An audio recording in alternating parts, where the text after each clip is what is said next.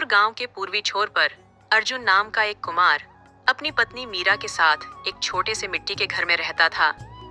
अर्जुन मिट्टी के बर्तन बनाकर बाजार में बेचता था और इसी से उनका घर चलता था। मीरा पूरी लगन से घर संभालती थी। वह अन्य लड़कियों की तुलना में अधिक बुद्धिमान और मेहनती थी। कभी कभी वह अर्जुन की मिट्टी के बर्तन बनाने में मदद भी करती थी। एक दिन सुबह अर्जुन अपने काम में लगा हुआ था। मीरा ने उसे जगाया। अरे सुनो, तुम्हारा काम अभी तक पूरा नहीं हुआ।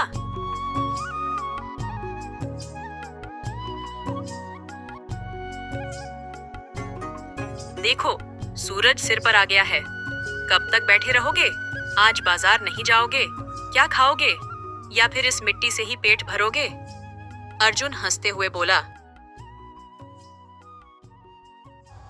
ज़रेनिया, हाँ, बस हो ही गया। ये मिट्टी खत्म हो जाएगी, फिर बाजार चला जाऊंगा। मीरा ने कहा, जल्दी करो, बहुत देर हो चुकी है और ज्यादा देर करोगे तो कुछ नहीं मिलेगा। अर्जुन ने कहा,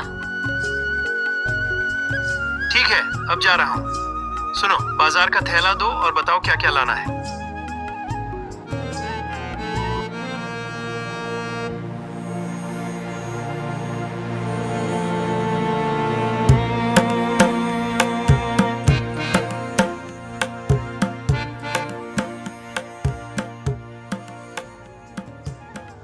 मीरा ने कहा, हाँ 1 मिनट।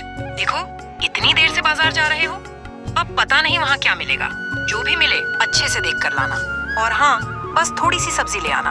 मछली मांस की जरूरत नहीं है। घर में बहुत काम है, बेमतलब ज्यादा खाना बनाने का समय नहीं है। और हाँ, कल सीमा की माँ 4 अंडे दे गई थी, वही उबाल लूंगी। और सुनो, दरवाजे के पास छाता रखा है, लेते जाओ। धूप बहुत तेज है, कहीं तबीयत खराब ना हो जाए। मैं यूं ही सुबह सुबह बाजार जाने को नहीं कहती। अर्जुन ने कहा।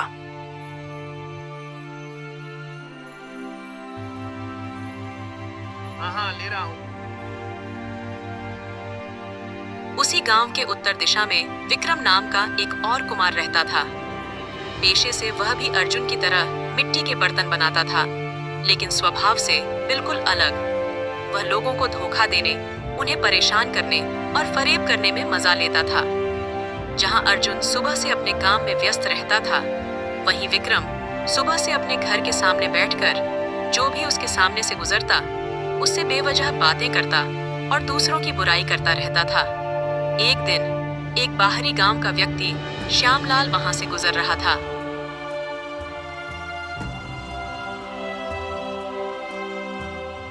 वह किसी को ढूंढते हुए लग रहा था। विक्रम ने उसे देखा और आगे बढ़कर बोला,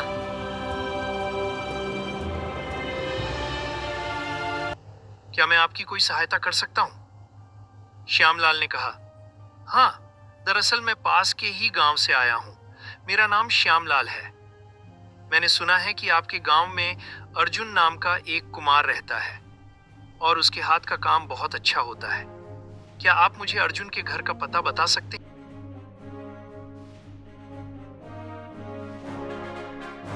विक्रम का खून खौल उठा। वह बोला, हाँ, मैं उसे जानता हूँ। लेकिन एक बात कहूँ, ऐसा ना समझ लेना कि मैं अपनी तारीफ कर रहा हूँ। मैं भी पेशे से कुमार ही हूँ। मेरा नाम विक्रम है और सभी मुझे विक्रम कुमार के नाम से जानते हैं। मेरा काम भी कुछ कम अच्छा नहीं है।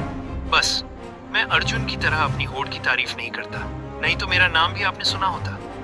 खैर, अगर आपको कोई आपत्ति ना हो तो मुझे बताइए कि आपको किस चीज की जरूरत है। श्यामलाल ने कहा, कोई बात नहीं, अगर मुझे सिर्फ अर्जुन कुमार की ही जरूरत है। मैंने उनके बारे में बहुत कुछ सुना है और बड़ी उम्मीद से आया हूँ। बस आप इतना बता दीजिए कि उनका घर किस ओर है, इससे मुझे बहुत मदद मिलेगी। हाँ, बता रहा हूँ। मैं तो बस अच्छी बात कह रहा था, लेकिन आपको सुननी ही नहीं। इस सामने वाले रास्ते से पश्चिम की ओर चले जाइए। करीब 10 मिनट चलने के बाद एक तालाब आएगा। उसी तालाब के बगल की गली में जो आखिरी घर है, वही अर्जुन का घर है। श्यामलाल ने कहा, आपका बहुत बहुत धन्यवाद। विक्रम ने सोचा, देखने में तो ये आदमी पैसे वाला लगता है। जरूर अर्जुन को कोई बड़ा ऑर्डर देने जा रहा होगा। ये मौका छोड़ना ठीक नहीं। अगर मैं भी पीछे पीछे जाऊं और कुछ बातें सुन लूं, तो शायद मुझे भी कोई फायदा हो जाए। यह सोचकर विक्रम चुपचाप उस आदमी के पीछे चल पड़ा।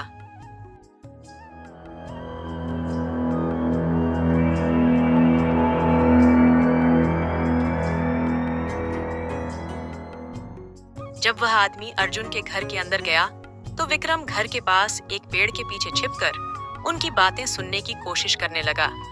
श्यामलाल ने पूछा, अर्जुन भाई, क्या आप घर पर हैं? मीरा ने जवाब दिया, नहीं, वह घर पर नहीं है, वह बाजार गए हैं। बताइए, क्या बात है? मैं उनकी पत्नी हूँ।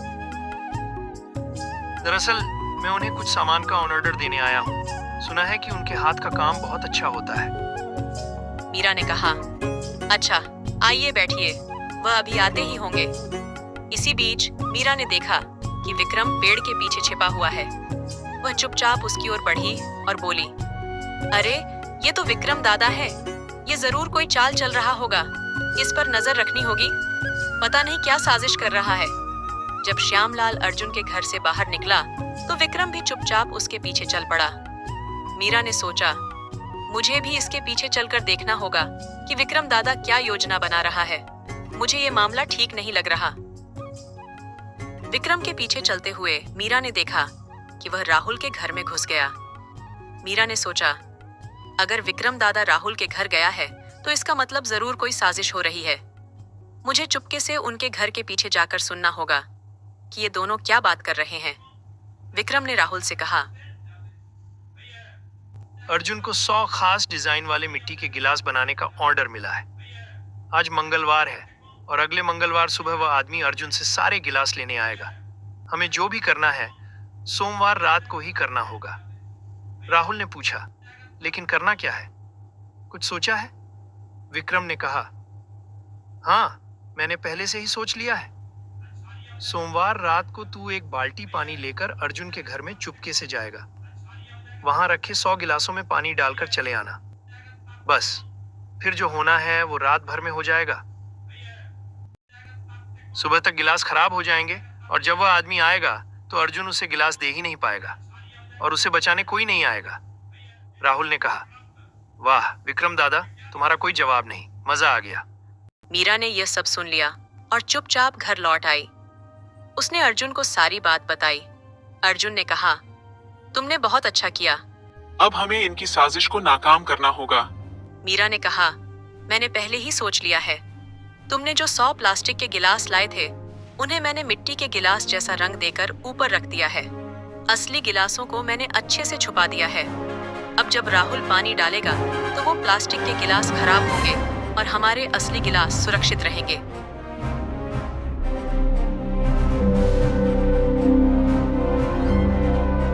अगले दिन सुबह श्यामलाल अर्जुन के घर पहुंचा। उसने कहा, अर्जुन भाई, मैं गिलास लेने आया हूँ। अर्जुन ने कहा, जैसे आपने कहा था वैसे ही 100 मिट्टी के सुंदर डिजाइन वाले गिलास तैयार हैं। वो रहे हैं, प्लास्टिक से लपेट कर रखे हैं। श्यामलाल ने पूछा, अरे, इसे इस तरह क्यों बांध रखा है? अर्जुन ने कहा, मत पूछिए बाबूजी, कल रात ये बदमाश आपके गिलासों पर पानी डालने आया था। इससे और इसके साथ ही विक्रम को पंचायत में ले जाना है, इसीलिए बांध कर रखा है।